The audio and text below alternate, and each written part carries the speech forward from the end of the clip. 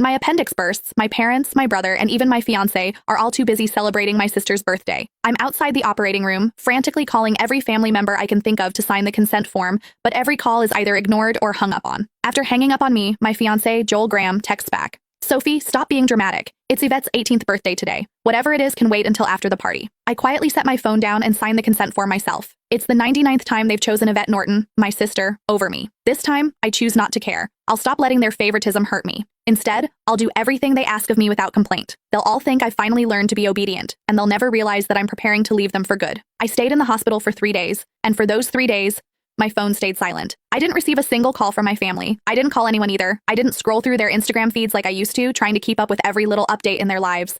Instead, I just quietly rested in my hospital bed and dragged my weak body around for checkups and payments.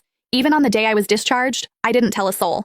I simply packed my own things, endured the pain in my abdomen, and slowly made my way home. When I pushed the door open, the laughter inside the house abruptly stopped. Everyone was gathered in the living room. My fiancé, Joel, was sitting beside Yvette with his arm casually draped around her shoulders. The moment he saw me, he pulled his hand back and gave me an awkward smile. Soph, you're back? Where have you been these past few days? My brother, Joshua Norton, let out a cold snort. Where else would she have gone to? She just didn't want to show up to Yvette's birthday party. She always has to ruin things for her since she can't stand seeing Vivi happy. I didn't say a word. I just headed straight for my room. Joshua seemed surprised that I didn't argue with him. Normally, whenever he accused me of being selfish, I would break down in tears and desperately defend myself.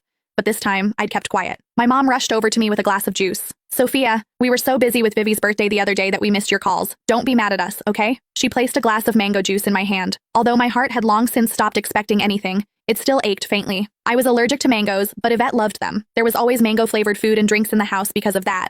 But no matter how many times I reminded them, no one ever remembered that I couldn't have mangoes. I handed the glass back to Mom and quietly stepped back. I'm not mad, I'll just go to my room. Just as I turned around, a loud noise came from the living room. Dad abruptly stood up and slammed his hand on the table. He screamed, "Why have you been walking around with that sour face ever since you came in? Your mother already apologized and even gave you your favorite drink? What's with that attitude? It looks like we've spoiled you too much." My heart twisted, and even breathing hurt. Tears blurred my vision, but I still lifted the glass from Mom's hand and drank it all in one go. I then gently set the empty glass down and wiped away my tears. I calmly looked at Dad. Yvette's the one who likes mangoes. I'm allergic to them, but it doesn't matter. I already drank it all. Can I go to my room now? Sophia, why didn't you say something earlier if you were allergic to it?